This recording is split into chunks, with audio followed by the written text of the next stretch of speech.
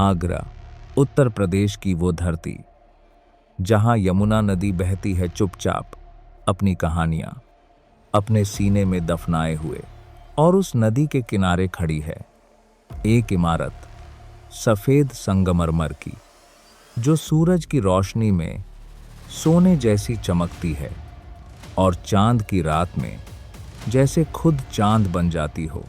दुनिया इसे प्यार का प्रतीक मानती है। हर साल लाखों लोग इसे देखने आते हैं, तस्वीरें खींचते हैं, आंखें भर आती हैं। कुछ महसूस होता है जो शब्दों में नहीं कहा जा सकता। पर क्या आपने कभी सोचा है, ये इमारत हमें क्या नहीं बताती? उन 22 कमरों में क्या है जो आज तक बंद है? क्या वाकई ये सिर्फ एक मकबरा है, या इसके नीचे सदियों पुराना कोई राज दफन है? आज हम उन सवालों के पीछे जाएंगे जो इतिहास की किताबों में नहीं मिलते। आज हम खोलेंगे ताजमहल का असली सच। पहले वो कहानी जो सबको पता है। सन 1607 मुगल शहजादे खुर्रम, जो आगे चलकर शाहजहां बने, आगरा के मीना बाजार में गए। वहां उन्होंने एक लड़की को देखा, रेशम और जरी बेचती हुई। उसका नाम था अर्जुमंद बानो बेगम। शहजादे रुक गए, वो लड़की भी रुक गई, और एक नज़र में जो होता है वो हो गया। 5 साल बाद 1612 उनकी शादी हुई, और शाहजहां ने उन्हें एक नाम दिया, मुमताज महल, यानी महल की चुनी हुई। मुमताज सिर्फ बेगम नहीं थीं, वो शाहजहां की सबसे करीबी सलाहकार थीं। उनकी ताकत, उनका सुकून। 19 साल की शादी, 14 बच्चे, और फिर 1631 बुरहानपुर युद्ध का मैदान।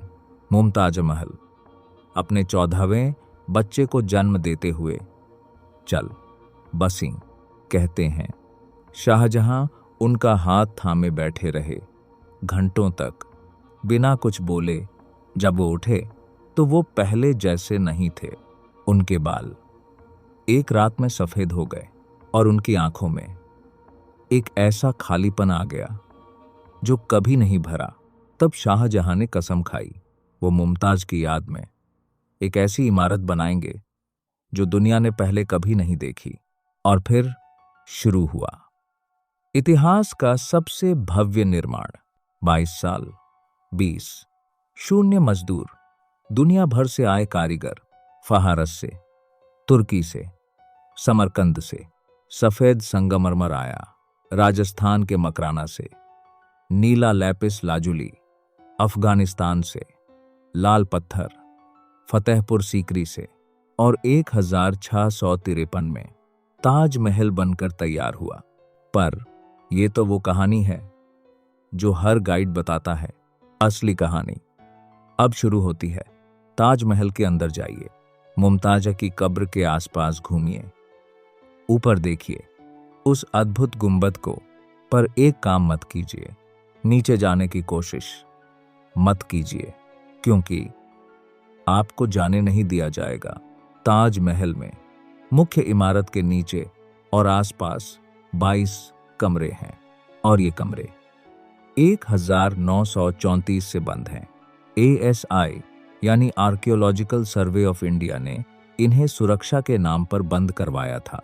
पर आज तक 90 साल बाद भी इन्हें दोबारा ठीक से खोला नहीं गया। सवाल उठता है, आखिर इन कमरों में है क्या?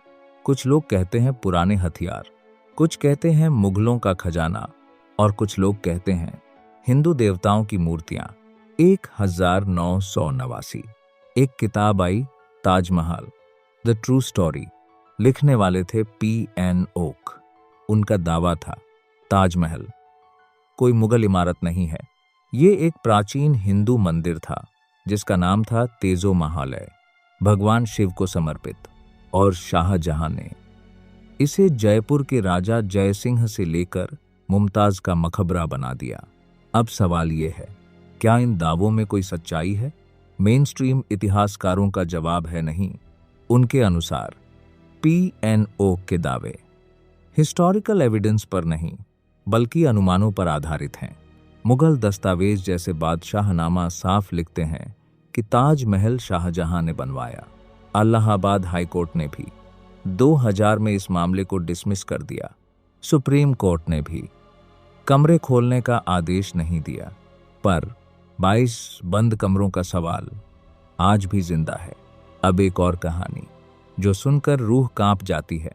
कहा जाता है जब ताजमहल बनकर तैयार हुआ तो शाहजहां ने आदेश दिया सभी मजदूरों के हाथ काट दो, ताकि दुनिया में दोबारा ऐसी इमारत कभी न बन सके।